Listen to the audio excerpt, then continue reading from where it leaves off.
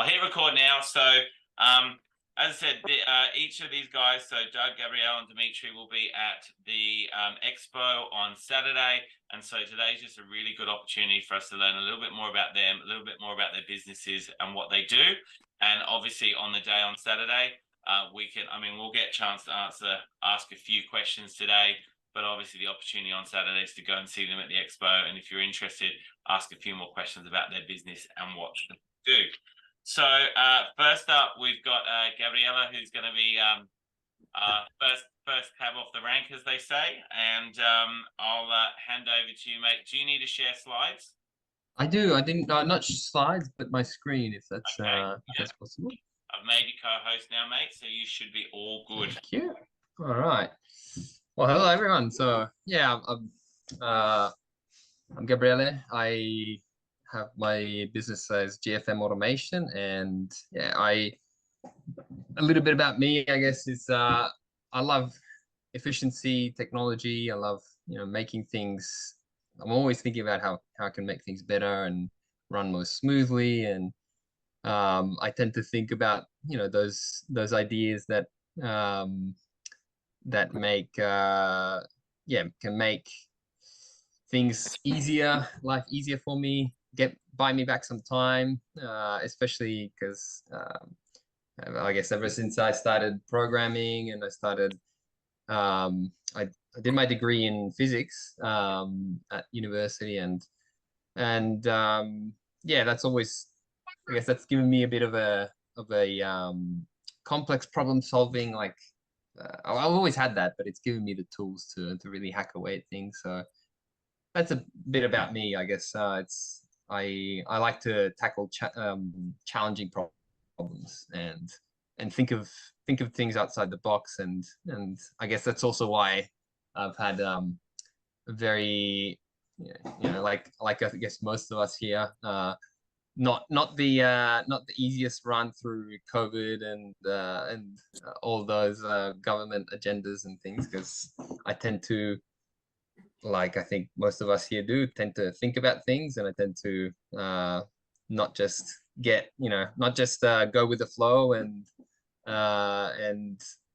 yeah, so that's a little bit of me and what I do. And I wanted to show everyone things that maybe you might not realize, but there's a lot of technology out there for that's available, and some of it is even free. And I'll start showing what I've got.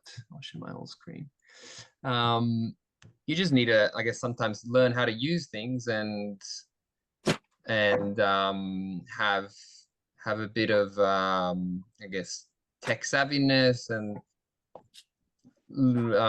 spend a bit of time with it. But there's a lot of things that can be automated, can be make your life easier. And so I wanted to show you something that I've created. It's a little. Can you see that, by the way? Can you see my screen? Yeah. Okay. So I'm going up and down in this little program that I made, and it's got a whole lot of things in there. But basically, what this little program that I made can do is it tries to emulate what a human does on your computer. So you can set it up however you want, and you can open programs, search on Google, and so I thought I might as well try and do something that might be useful to some of us here, like Simon. So I made this little program that when I run it, it can take a little bit of time, but when I run it, it'll open up my browser. Can you still see that? Yeah, can you see my browser now? Yeah. Opening up. Yep. Okay, and now it's going to start running, and this is doing it all by itself. So now it'll look for the little search bar, and it should start inputting on here some suburb that I put up. So little by little, I think I might need to let it away. And once it does, it'll go through and it'll look for all of the listings that we've got. It'll I've made it so that it looks for, when you'll see it come up, but yeah, all the listings that are there for each rental house, and then it takes all of the information for each listing and puts it in an Excel spreadsheet. And well, I don't know why it's not. Might be just taking a little bit of resources to do. I might start it again just in case. But this stuff can, let's see.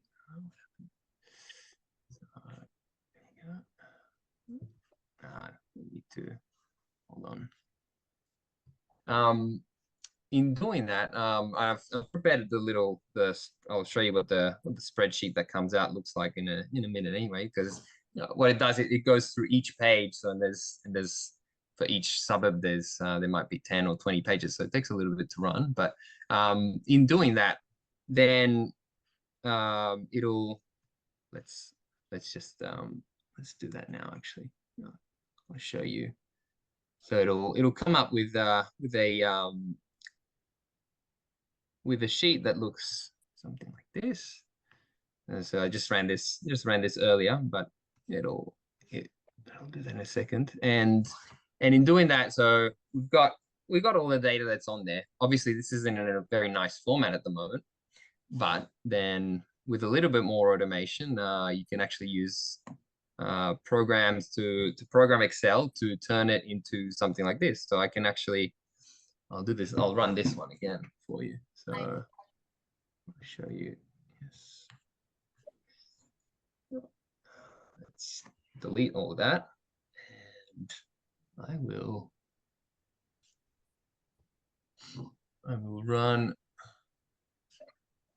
a little program that I made in for Excel to basically, you didn't see it there, but I'll get it to show you so that you can actually see it probably while it does it, which is pretty much instantaneous, but it gets all the data from that sheet before. So it gets all this data from here, and we'll run it now. And run. Oh, there it is. So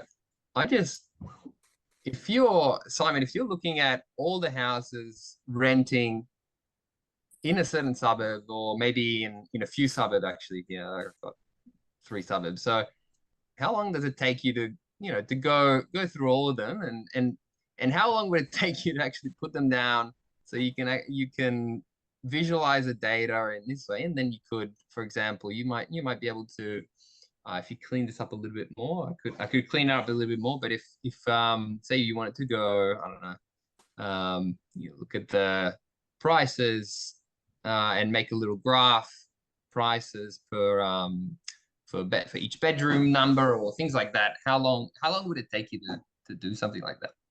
Yeah, so I got Gabriele went and designed this, or like started helping me out on this. So I probably spend 4 to 5 hours a day researching properties for clients and going through real estate, domain. Then I have all my, I do have my other real estate agents and things like that. But one of the things I was saying is I struggle with is on real estate and domain, the rent is always in the text line. It's not a separate box. So as an investor into property, I want to know what areas, I know a lot of them anyway, but what's going to deliver me the highest yielding possible property for some of my clients. So this kind of thing can go through and work out, and this is what I'm going to talk to Gabriele about, is rent, the asking purchase price, and then what the yield is, and then I can stack properties by yield, and then I can go in and do the research, which is going to save bucket loads of time. I wanted to edit that. I just need to edit that little program. So I just wanted to show you sort of what it does, because it's really powerful. It really does. And this is a really simple way of doing it. In like you need, there's a bit of a learning curve, but once you know how to use something like this, you can do pretty much anything on it, and anything that you could do yourself. And then there's always a little bit tweaking here and there, like I'm doing now. But once you've got it running, and this program that I'm using is actually free for individuals. So you can have a play with it and look at the I guess tutorials online to see what kind of things you can do. But there's really a lot that you can do with this sort of stuff. And then if you wanted to make something that's a little bit more let's say a little less ad hoc, a little bit more intricate, complex, then you can go and develop a web application or things like that. And I could do that for people as well. But this is just a really simple way. If if you're doing something for a small business and you just want something done quickly, you can have a play around with this sort of stuff. And I'll just let me so this thing you can see you can I'll show you how it works. Yeah, so here I'm choosing the window that I've got, and then I'm letting it know it looks for certain clues on the page. I can let it know which ones I want, and it'll try and figure out what I want. Then you might need to tweak it a little bit and here and there, and then once that's all set up and you've got it set up, and it's slow because we've got Zoom running and other things on. But once it's got all of that information, then you just run it, and it just looks for stuff, and you can instead of going through, let's put in say what here we go, we've got a target. Yep, should be good. Confirm that. Yep. Let's start running that, and we'll put in whatever we've got there. So let's see. So live performance is always a bit of a nerve-wracking, right? Here we go. Okay, should be still able to see all this. Yeah, it's running it through. Let's go. Looking for it.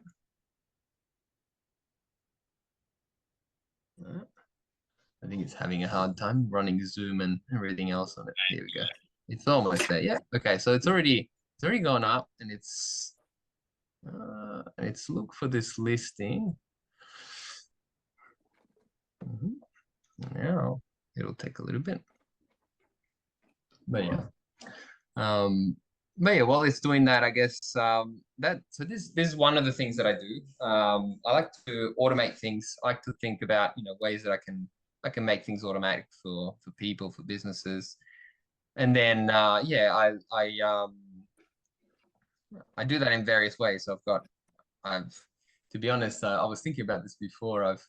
I've always had ever since we came. So I come from Italy originally, and when I moved here, I was 8 years old. So I started speaking 2 languages pretty quickly, and then ever since then, we've always traveled a lot, and I've always I was exposed to French and now my wife is Spanish, so I've picked up Spanish now, and I realized then, and we've always had music in my family as well. So I realized actually with programming as well, I've picked up a whole bunch of different languages now, and it all ties in really well, because it's like once you pick up one language, then the other one is you connect things a whole lot easier. And you can see now it's starting to go through and change all the pages. So you'll see page number 5 now. It's gone through. It's gotten all this information from here, down there. Hit next, page 6,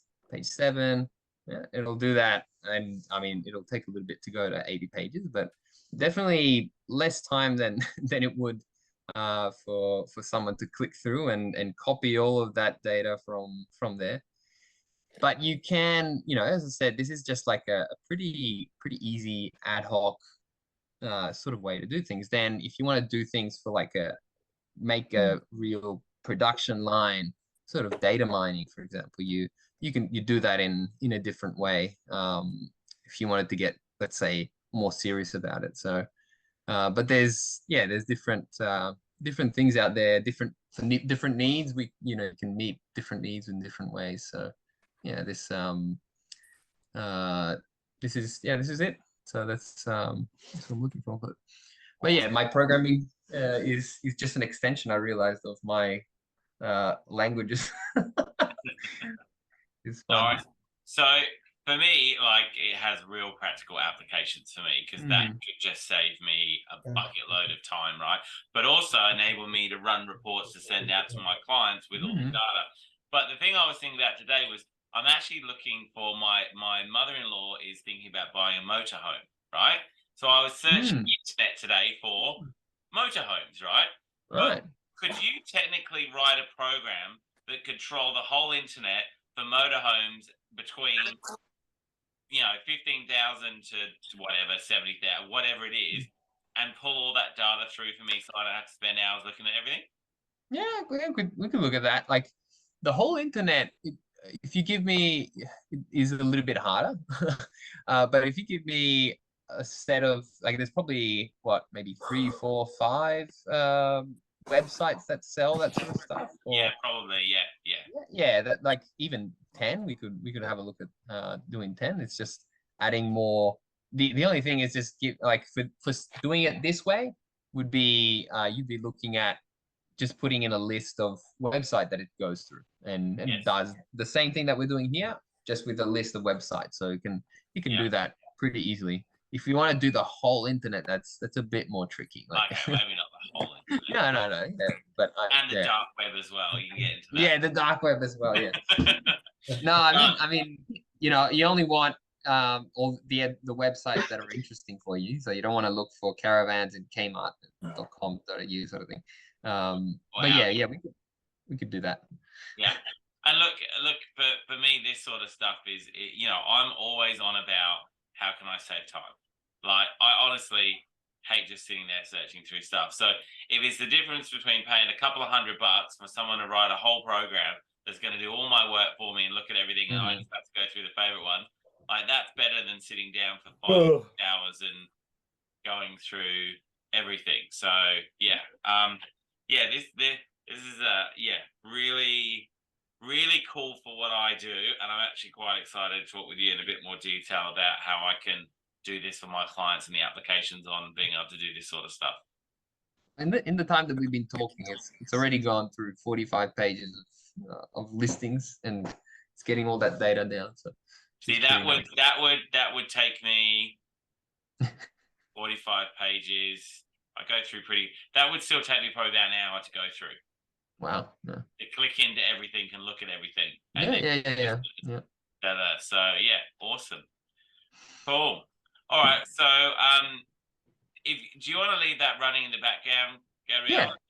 And then we can maybe come back right at the very end and just have a look at the data it's pulled through. Yeah, I'll stop sharing for now, but yeah, that's all.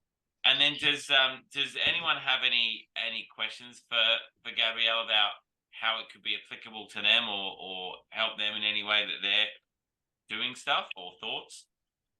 Yes, I do. Yes. Hello. Gabriele, ¿cómo está? Bien. I've been looking for you for a long time. Oh, really? Okay. I've been paying school kids to do that for me. Nice. As a pensioner, I can only afford 2 school kids a month. But what they do for me is very helpful, and you can speed the process. How so? We can chat a bit more, but I'll be at the expo as well if you're coming down there. Yeah. But otherwise, we can chat later on. And I'm a networker, so I need to have things concise and not random. Cool. Well, Gabriele, if you want to put your details in the chat, it's got your details from the chat, Joseph, and then you guys can connect up after this as well if you want. Yeah. Awesome. Perfect. All right, fantastic. Thanks, Gabriele. I want to try and make sure we stick to time. All right, thank you so much for that, mate. Thanks for sharing, and I'll come and see you on Saturday as well and have a bit more of a chat, mate. Right. Doug, you're up next, mate. Are you all ready to go, Doug?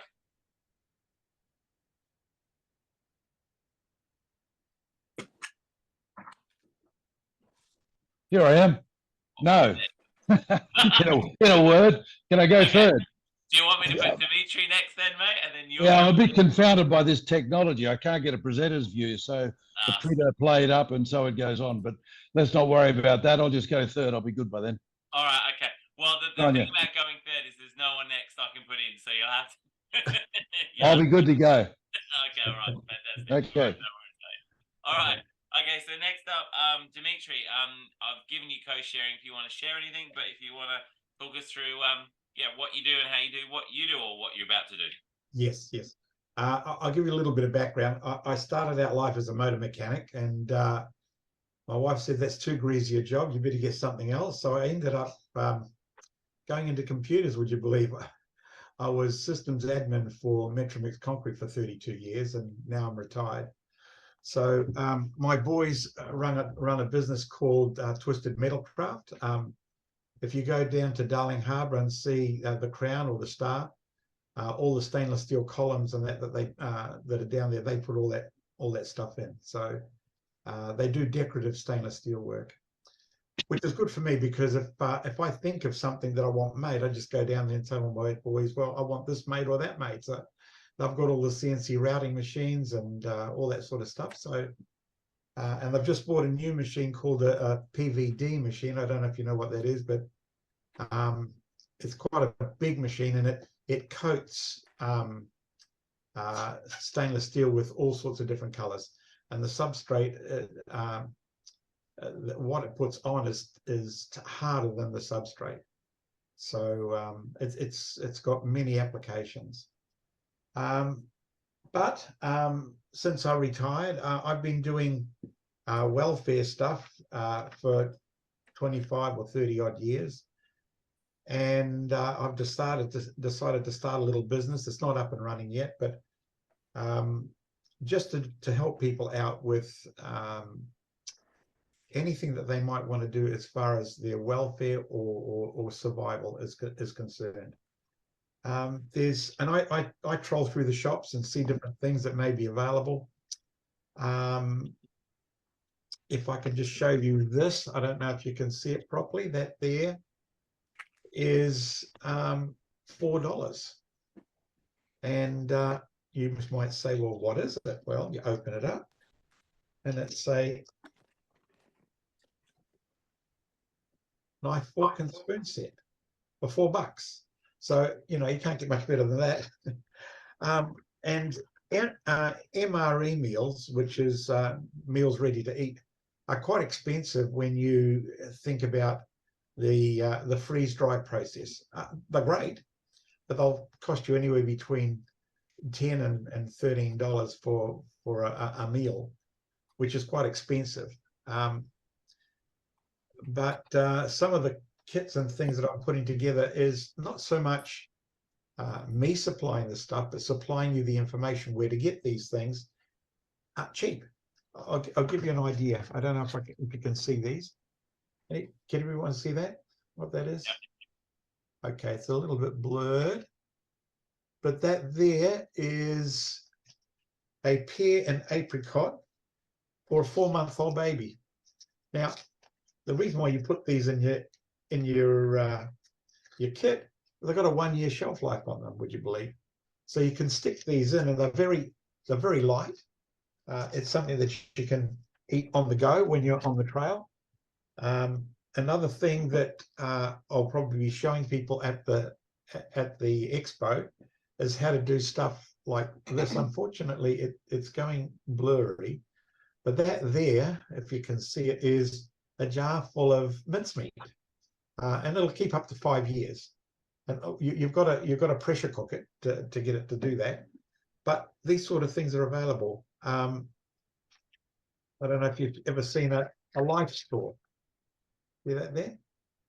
You know what a life straw is? Okay, great. This particular one has got a screw cap at the end. So you can use a bottle with a standard end on it, like a 2-liter bottle or a 1.25 or whatever. And you can fill that up with dirty water, screw it onto here and just squeeze it through the straw, and you get your clean water.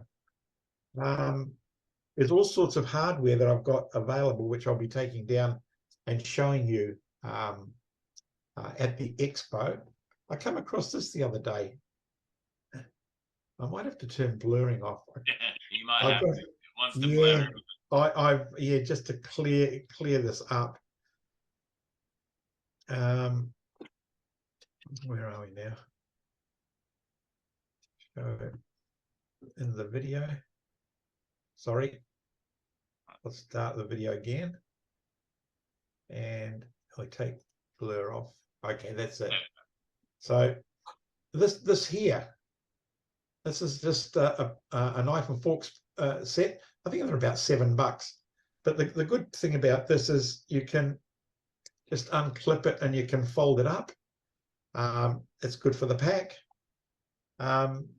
Another thing that I've got a heap of books on some of the lost arts of preserving food. One of the things that I came across and I thought was very interesting was in 1955 and on, the American government wanted everybody to be able to be self-sufficient. The Cold War was on at the time, and they tried to come up with something cheap that people could live on. They made, I don't know if you've ever heard them, doomsday biscuits. And to this day, you can still pick one up every now and again. People open them up on YouTube and eat them. The ration packs that are in big aluminium boxes, and they open them up and use them, and they taste a little stale, but they're great. They taste great.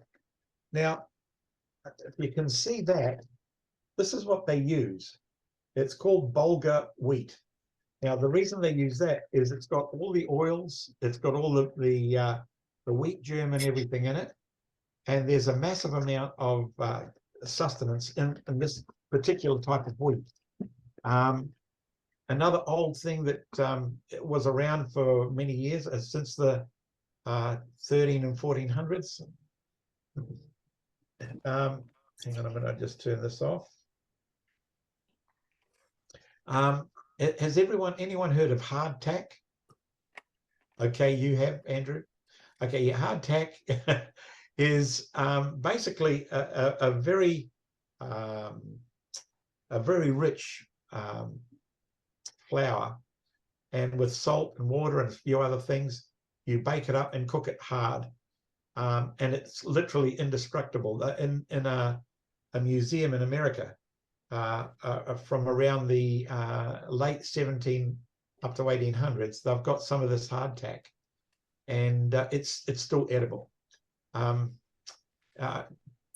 Today is Anzac Day. They had hardtack biscuits in the Anzac. In fact, these things were so hard, they used to write letters on the back of these hardtacks and send them to their wives in Australia. So they are very hard. But they used to dip it in their tea to wet it and be able to eat it that way. But there's lots of stuff like that. Yes, you don't want to lose your teeth.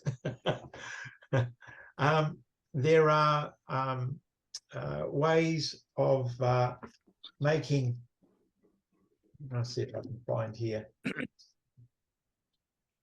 So I've got lots of these that I'll be handing out on the day. This here, if you can see, is how to make Anzac biscuits. I have one here. This one's a favorite of mine. I've done it, and it's absolutely great. And that's chocolate energy bars. And you can make these things on your stove at home, and they're great.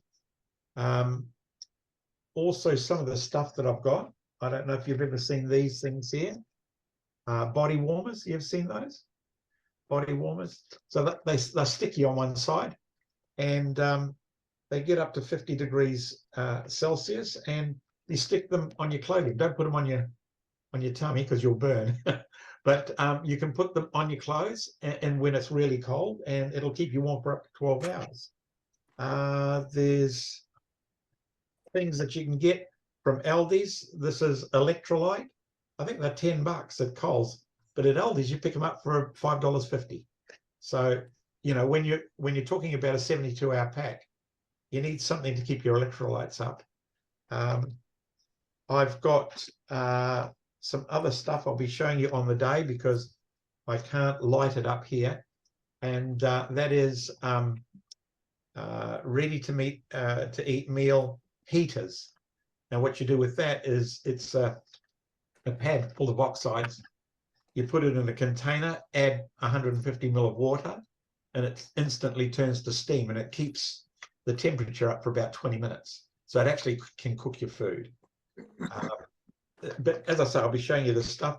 This here, for anything that's electronic, it's done with a solar panel there, and it can charge up to 10 charges of a phone on this thing. What else is it? Oh, I don't know if you'd ever need one of these in the bush, but if you do, you'd be in big trouble. It's a tourniquet. So, but if you're out in the bush and you get an artery cut, you need something to be able to stop the flow of blood. So there's just a heap of stuff that is available there, and I'll be showing you on the day. I don't know if you realize that I think in the 1700s, the British Navy was losing more people to scurvy than they were in the battles. And it was a terrible thing to happen. Do you know how they solved that? Andrew, do you know how they solved it? I know. You know? Onions? Is it onions? Do you know? I think it was, yeah. I thought it was onions. They added onions into a lot of onions into the mix because they have vitamin C. Is it? You're on the right track. Uh-huh. On the right track, because when they had oranges and different things, it would only last a few weeks, and then it would be gone, be spoiled. And they wanted something cheap, and a lot of people associate this with Germany, but it was actually the British that came up with it. It's sauerkraut. Ah, yeah, okay. Sauerkraut. It was cheap, and it's full of vitamin C, and it saved the lives of countless sailors. So that's something you should keep in your storeroom.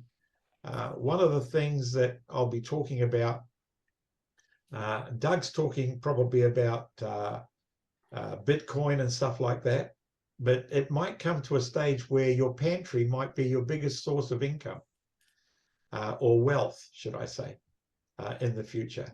If everything goes to dirt, there's only three things you really need: food, shelter, and clothing. And it comes down to that. So that's where I'm coming from. It's trying to give people not only supply certain stuff, is to teach. And I've got plenty of handouts. I've got YouTube videos on how to cook different things at home with minimal amounts, the kind of things that you should store, what stores for the longest periods of time, things in the food realm that you could use as a barter. And there's just a myriad of things to keep you up to date with what has been lost over the centuries. I have a book, but I won't show it here now, but there is a book, and I can give it to you, whoever wants it, in PDF. And it's called The Lost Art of Food. And it goes right down to dressing a cow. So it gives you everything from crops to meat, how to saltpeter stuff. There is some stuff on how to do beef jerky, and one of the recipes that kept the American Indians alive for hundreds of years before the white man came, in times of winter when there was no game. And all these kinds of things are all available. I'd love to show you guys this on the expo. So if you come along, you can have a talk to me, and I'll explain some of the things that we've got, and I'll show you the MRE heaters actually working on the day so that you can see. I'm going to do some experiments to see how hot they get, but I'm told they get to about 60 degrees, 110 degrees C. So that'll really heat things up, if not cook. Yeah. Cool. So those are the things that I have available. I've got these things, they're cheap. These are glow sticks. If you need to be found during the night, they're there. What else is there? Just quickly. I've got so much stuff in here. I've got stuff behind me. That's why I blurred it out. Oh, these things here, which are great. These here are they're storm matches. And once you light these, they literally will not go out. They will go out in water, but they can be wet and they'll still work. So just stuff like that. I've got containers like this here that you can see. These can be used for pills or for keeping anything else dry. But there'll be a lot more skills that I'll be showing you on the day. Awesome. All right. Cool. Thanks, Dimitri. Really, really appreciate it. I've just got visions of your desk in front of you, just loaded up with all these goodies. Yes. Like, oh, what am I going to show next? Exactly. But it's so true. I think toilet paper will become a massive commodity in the future. I think that will be worth. I envision buying houses with toilet paper in the future. Yeah. But it's so true. The food storage thing has come up so much, and I think, you know, people before COVID were like, well, why do I need food storage? I can just go down the shops and get food. And then it was like, I had one guy who I knew, 5 members of his family got COVID, and they all got COVID a week after each other. Yeah. So they were in isolation for 5 weeks. Yeah. And it's like, people were like, well, you know, I can survive a week without food, like without shopping, sure. But what about 4 weeks without being able to go down the shop? Luckily, they had friends and family around to get stuff for them. But I think a lot more people now are like, maybe I need to have some sort of storage at home just in case, you know? Yeah. I think something that maybe Doug will touch on is if you don't have money at home, if you've got your money in the bank, that means your bank has your money. So you've got to keep a storage of some kind of money at home. In Mount Druitt here, we had a blackout at one stage where all the supermarkets couldn't operate their cash. They could open their tills, but the internet had gone down and they couldn't do FPOS payments. So anyone in that line that didn't have cash, they had to leave their stuff behind. So you know, there's little things like that. Not massive emergencies, but as long as you've got some money with you, you're able to get through some of these stress periods. Yeah, cool, awesome. Thank you so much, Dimitri. Well, I look forward to coming in, having a chat with you on Saturday and having a look through some more of your little goodies. I'm sure there's stuff in there that we haven't even got yet. So awesome. Thank you so much. Thanks, all right, and last but not least, Doug, are you ready to go now? I'm good to go. Awesome. Well, I'll hand over to you, Doug, and you can tell us all about Bartios. All right. Well, as some of you know, Peter Critis, the founder, if you like, and also the chief technical officer that does all the technologies that developed all that, was meant to speak tonight, but you got an upgrade, so you got me, and so I'll go through things in a fairly plain English way, which should suit most of the audience, I guess. So I'd like to talk to you about the barter industry. I first got involved in the barter industry many years ago with my training company, and I did so because they were a source of new clients. And some of the clients that I liked to get hold of was, I did a lot in the hospitality sector. And the hospitality sector in particular likes barter because they have what's called underutilized assets, or in terms of unfilled rooms, and they'd like a new audience to perhaps sell some of those rooms. So that's how I got introduced to Bartios. I've been working with Peter off and on for years now, and so I've been involved in a lightweight way with Bartios for probably 5 or 6 years. It was under development before the pandemic, but of course that slowed down a lot of new starts and new businesses and innovations. So it was with Bartios, but we're back on the track now, deploying around Australia. So let me just share a screen and take you through a bit of story and see how we go here. Here we go. Now, I need to do what? You can see that at the moment, can't you? Yeah, we can. Yeah. Good. Slideshow. from beginning. Okay. Cool. I think we're in business. So Bartios is the next evolution of a barter system. Some of you may know of barter, as I just described my little story, but it's been around for about 60 years. It's across many countries. There's thousands of barter groups, clubs, organizations, companies around the world. And this is, I guess, what we like to think is the evolution into something that's much more special than the old barter system. So you get access to a free network of new customers. And I should say that we're all Australian, not-for-profit community initiative.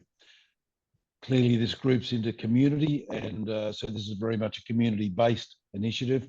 We're not for profit, and as you'll see as we go through, it gives you total security of your money, your barter money on the blockchain. So let me just move through this. We've got lots of never seen before benefits in the barter industry, and I'll come back to some of those, but barter really was famous as being a bank of spare capacity. So in other words, you advertise and you have referrals and walk-ins and general advertising, word of mouth, and that probably looks after about 65 to 75% of your business. But then in many businesses, there's some sort of spare capacity. So in a product-based business, that might be stock that's superseded or expiring or overstocked and needs to be marketed if possible. It might be spare billable time or spare staff time in a business that bills by the hour or does hourly-based billing of the processes that they do for businesses. Take, for example, accountants' offices or maybe personal trainers, speakers or coaches. It might be assets like spare tables at a restaurant on a Monday night or spare rooms, as I mentioned before, in a hotel. So barter gives you the opportunity to have a captive audience, if you like, a marketing channel that is using the same currency as you are and is more likely to respond to an offer to spend that currency on a Monday night at a restaurant, on a weekend away that they weren't really planning, but boy, what good value is this? So take the missus away for a long weekend, or the missus could take the work-at-home husband or the partner or whatever on a weekend, because it just seems to make sense out of the opportunity that pops up on the barter network. So a few questions you could ask yourself if you're in business is, do you want more customers and sales at no cost? Would you like to sell your spare capacity at full retail? Could you purchase other products and services needed in your business without using your AUD cash reserves? So there's some of the questions that are answered well by Bartios. Now, one of the big things is that Bartios is in the past, a clumsy affair, I guess, driven on paper and spreadsheets, trying to keep track of and having some amount of automation around who owes what to the system and who's got this, how many dollars and so forth. The costs typically were up around 15% to purchase a product through the barter system, and typically 15% to sell a product through the barter system. So come and go, that's up around 30% in many of the barter systems. So quite an expensive proposition. Barter is not only liked by those that are members and those that are in the barter industry, but the general press has had some good things to say about it as well. You can see that Times says it helps businesses turn underutilized capacity and unsold time into extra revenue.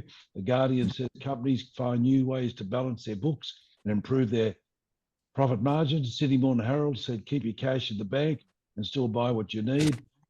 ABC News said businesses can use the new system to save cash. So these systems have been well known, well utilised, publicised, supported with positive comments for many, many years. So what we've done to that is taken a 60-year-old business and automated it with peer-to-peer technology. Some of the Sorry, yes. can I just interrupt you for a few seconds? Has anyone else got a grey bar across their screen, or is that just me? Yeah, we have. Yeah. That grey bar? Yeah. Yes, that one. Well, I didn't think you could see that. That's my controls. Oh yes, yeah. no, it's. It was in the way. Yeah, it's directly across the screen. I was like, oh, maybe it's just me, but yeah.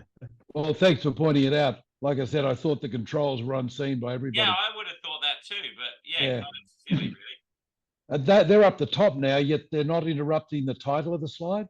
Yeah, no, I can't see the title of the slide. Can't see the title. You can't see the title? No. Not at the moment. Maybe you can hide the controls or something. Is that your PowerPoint controls? Yeah. Well, that's just the chat line and news share and all the things that you have access to. But let me have a look. There's probably a way to hide this.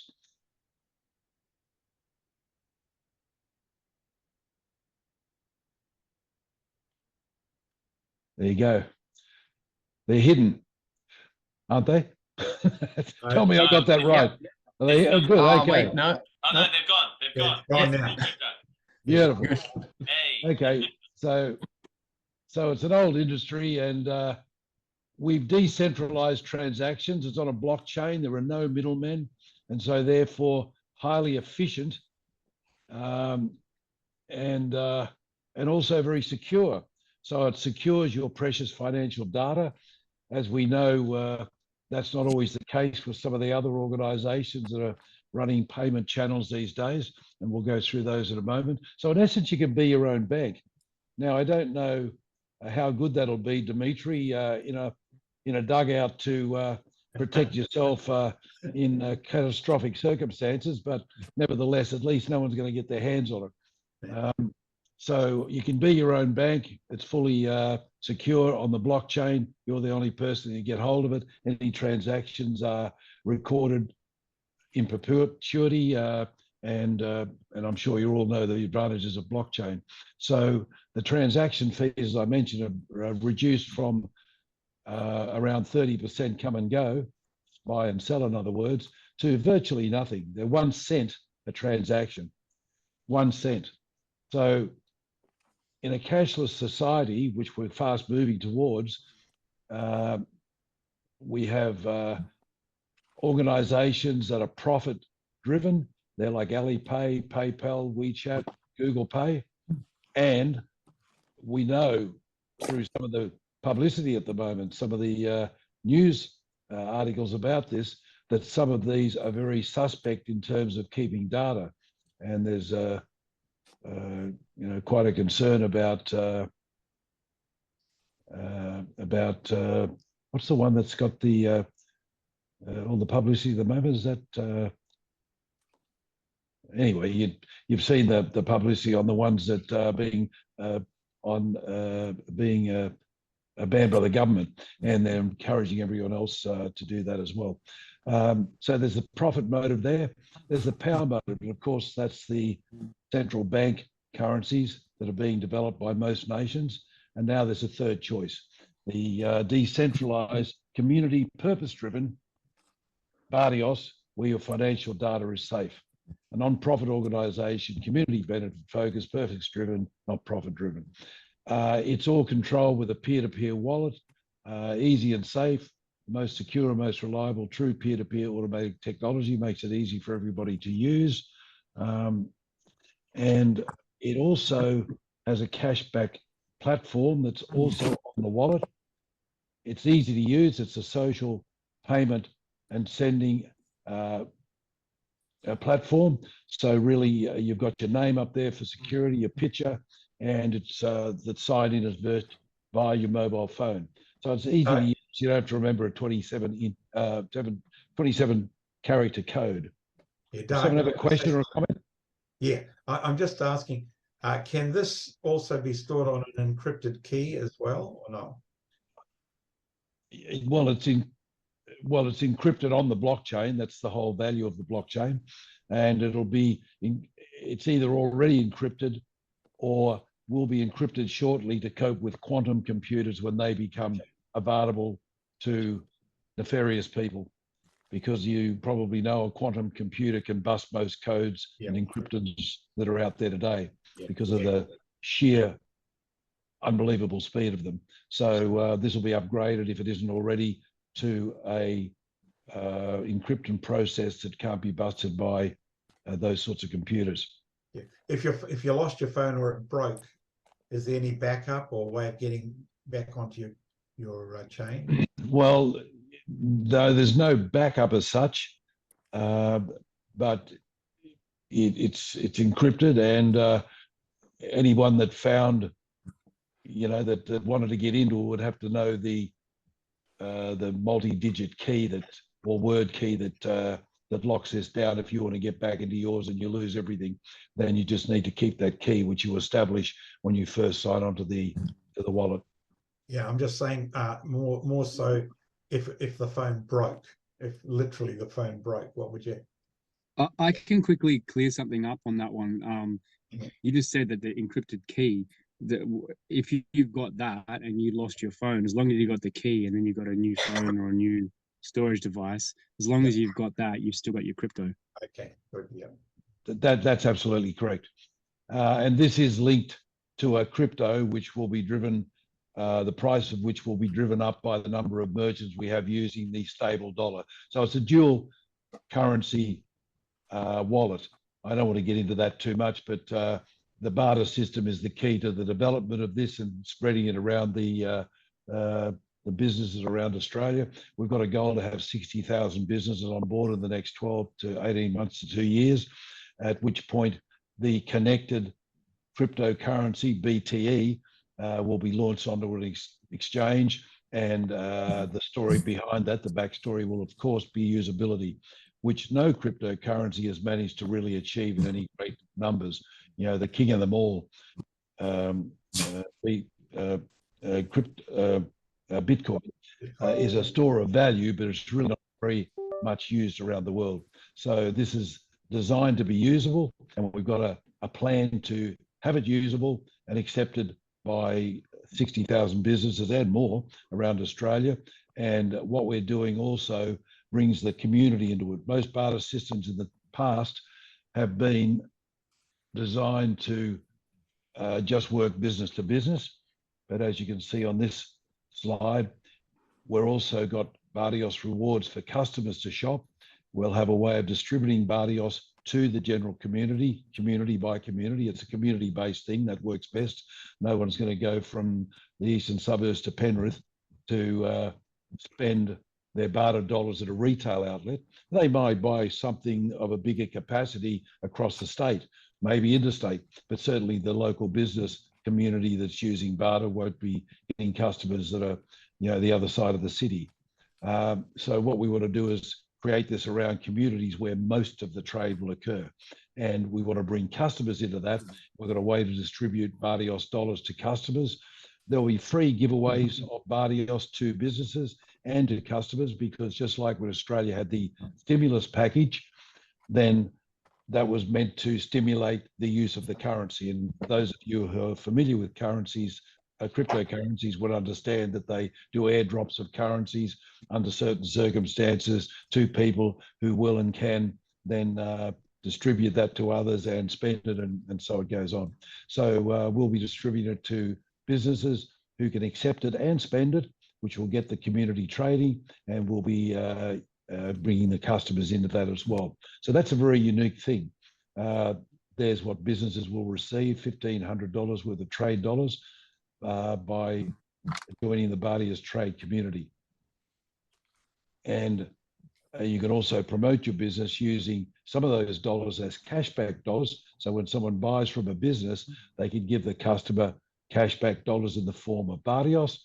And they may say, what's Bartios? And you would have a 2-minute description, get them to download a wallet and transfer their cashback dollars to them, which you would hope they would use again with you. But if they choose to use them with other businesses, then they will be able to use those Bartios dollars as a cash discount on whatever they're buying. And similarly, others will be giving away those as well.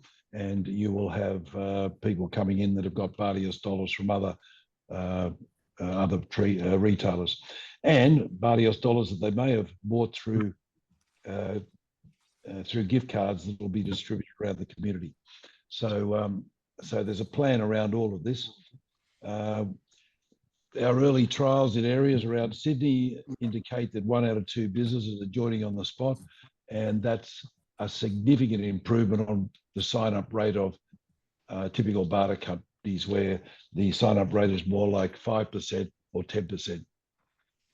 That's some of the people that have been signing up with us there. So the reason they're joining is it's free to join. There's no monthly account keeping fees or buy or sell transaction fees. Your financial data is kept private and safe. Let's do this one out of order. There's $1,500 trade stimulus to trade with the community. Let's pop the whole rest of them in there.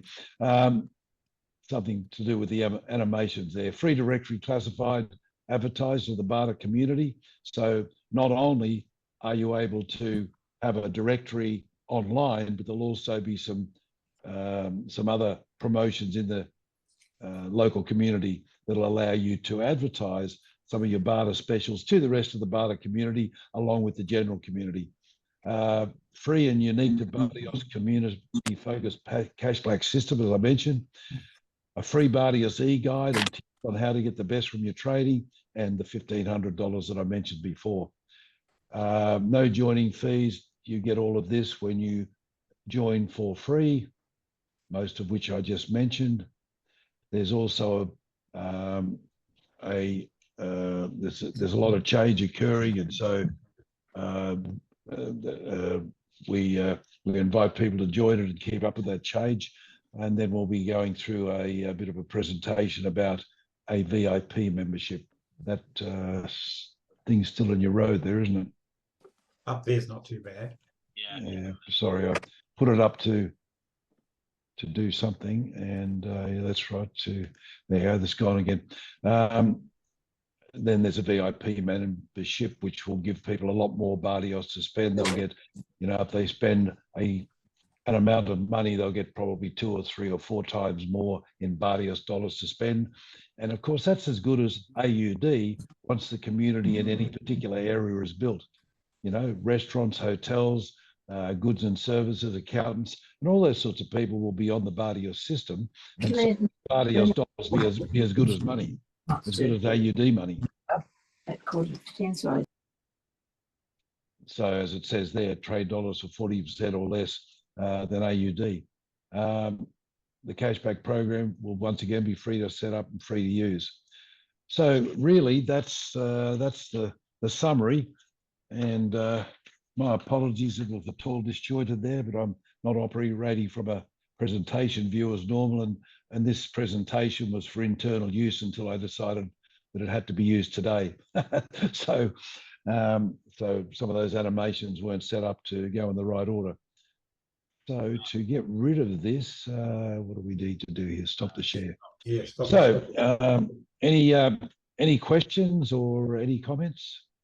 I just want to ask, will it be tradable like Bitcoin as well? I know what the core value of it is, a barter system. The barter trade dollars won't be tradable at this point. We're thinking of having a tradable where there can be cash for AUD system on a local basis. We're still developing that, but that'll mean people buy them because there has to be a bank that allows them to be traded back for AUD dollars. Like the banks, well, they don't hold 100%, as we know. They hold about 10% and lend out 100%. And if everyone did a run on the bank, we'd be in a bit of trouble, wouldn't we? As happened in Greece in the last financial crisis. So we won't be releasing anything that has cash tradable back until such time as we've got the bank developed and the way to develop that bank. That's underway. Peter's the one to explain how we're doing that. But on a worldwide scale, the BTE global currency will be put on a worldwide exchange, and the market will assess the value. Right. Okay. That's what I mean. Yeah. So we can't guarantee that, but what we're thinking, given the experience in the industry, and Peter's a bit of an expert on this industry, he's been studying it for many, many years, and we have a very strong belief that just like an IPO, sometimes they hit the stock exchange and they they hit the dollar that was forecast. Sometimes they quickly drop to 70 cents. Sometimes they go up to $100.50 or $2. And so we're fairly confident, or very confident, that with 60,000 businesses trading and providing an underlying value to the crypto BTE, Worldwide Global Exchange, that the value will be there, that will launch at $1 or much better and be traded actively and have demand. And really, when you think about all the other cryptos, most of them have got a very, very, well, not a very solid story. None of them are being used for the original Satoshi dream of being a tradable currency. Most of them are too slow to match MasterCard and Visa, and most of them are being used as a store of value. There are other niche currencies that might have some usability, but they're all struggling with that, and no one's really launched a currency that can be used for transactions on a day-to-day basis. Yeah. And that'll be the basis of the value of the crypto BTE on the worldwide exchanges. And by the way, this is going global. I mean, we're already looking at countries coming on board. We've got a country package, if you like, where a country leader can buy a license for a country and start the trading in communities there. So we're onto that straight away, and getting those started. We've got a model or two going now in the Australian community, so we know how it works, how to bring it on board, how to get good take-up rate by merchants, and so all that expansion's pretty much underway. Good. That was a long answer to a short question, wasn't it? Any other questions? Well, I'm the upgraded version. If Peter had done this presentation, you would have got an even longer answer. So be thankful. Yeah. No, I like, as I said, I used to deal with Bartercard many years ago when I worked at a charity, and we got free stuff, and it was a good system, but it was a little bit clunky in the way that it worked, and costs and all those sorts of things.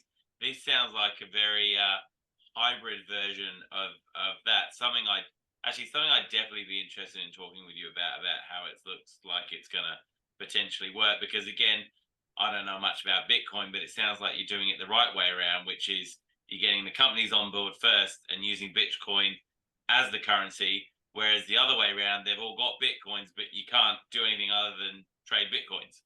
That's right. They're all speculative, aren't they? Everyone's punting on the fact they'll go up or go down, and that's really all they do. Yes. No one's buying stuff with them. So this way we can peg the currency to $1, and you know, if you want to release, you can take it at the right point in time. You can take, or in fact, right now, you can accumulate the global currency from Bardios, the Bardios trade dollars that you get from trading. You can only use the ones we give you to trade and to buy things yourself, and to use as cashback dollars to get it more utilized in the, and to help the business, of course, because the cashback system normally costs the retailer something. This cashback system is totally free. You can give those away as you wish. Now, the dollars that come back in from customers, Bardios dollars, or the ones from other retailers, other businesses that buy from you, you can choose to turn those into cryptocurrencies, which are worth, I think, around, on our algorithms, around about 15 cents at the moment. I'd have to check that. Yeah, it was 15 cents. I had a read of it. Yeah. Yeah. Okay. So 15 cents they're worth at the moment. You can trade them at the moment, move them across in the wallet, in the global wallet, to BTE global currency, and save them.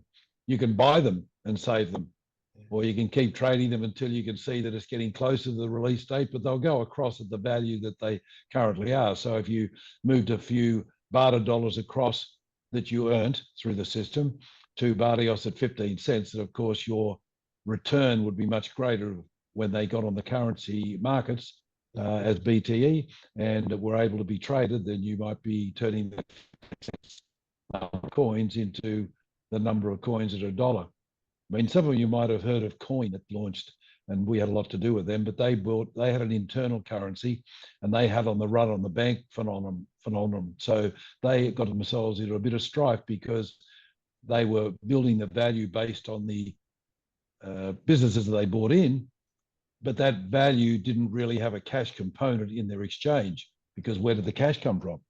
So, that was being spent in the business. And so when they had a run on it and everyone decided they wanted to cash out, that became a little bit of a calamity for them. So we never suggested when we were working with them to do it that way. We always suggested that it be put on the open market when it was a good chance of having a strong value, or $1 at least. And if it didn't, it wasn't that we promised it. It will be worth what it's worth. But I think everybody can see that it could be worth quite a bit more than $1, with 60,000 maybe in Australia as a starting point, and many thousands across the world using it as a trading currency. That's what everything has to give a crypto its value. And there's many stories out there about what the value is. And sometimes the value is simply its popularity, like, as you pointed out, the Bitcoin. But ours will be valued based on the number of people that are utilizing it as a day-to-day currency, which was the Satoshi dream. So awesome, cool. Well, Is thanks, there Doug. any tax implication with this? yes, well, the other thing I didn't mention is we're already government compliant. We're not sending them information, but we're set up in a way that when they ask for it, they will have to be given it, because every other crypto or trading entity would be shut down if they didn't. So there's no choice in that. We're not giving it to them unless they ask. If they ask, there's certain information we'll have to forward to them. But I don't think that'll include financial information, which is one of the big fears, knowing what you bought and sold and what you've bought and what you've owned and that sort of thing. I think it'll just be know your customer information. But you can check that with Peter. As I said, he's the founder and the CTO, so I'm not over that some of that detail. Awesome. Well, thank you so much, Doug. I think that's it's a very interesting business model. And I think I'll have to have a chat to you guys a little bit more on Saturday Expo as well, and see a little bit more about how it's going to happen. We welcome that. I'm looking forward to the day that I can buy a whole couple of investment properties with my Bartios dollars, mate. That'll be awesome. Well, we'll get some developers on there and some real estate agents, and it's just a matter of growth of the people that'll barter, and those sorts of things will happen. I mean, it may not be 100%, but they're certainly in barter systems. The old clumsy ones, people would put deposits down on properties with barter and then finance the rest. And so, that'll definitely come. It's just a matter of us building the network. Awesome. Fantastic. All right. Well, that's the close of our meeting today. Thank you so much, everybody, for hopping on. Again, big thank you to GAbriele, Doug, and Dimitri for presenting today for us, guys. As I said, they'll be at the expo on Saturday. I know I speak for Kelly. She's really excited to see everybody there who's coming along. If you do have any questions for any of the guys that are on there today, Kelly will put this video out on her site, and obviously put the contact details of the guys so you can jump on as well. And I'll end our recording there, guys.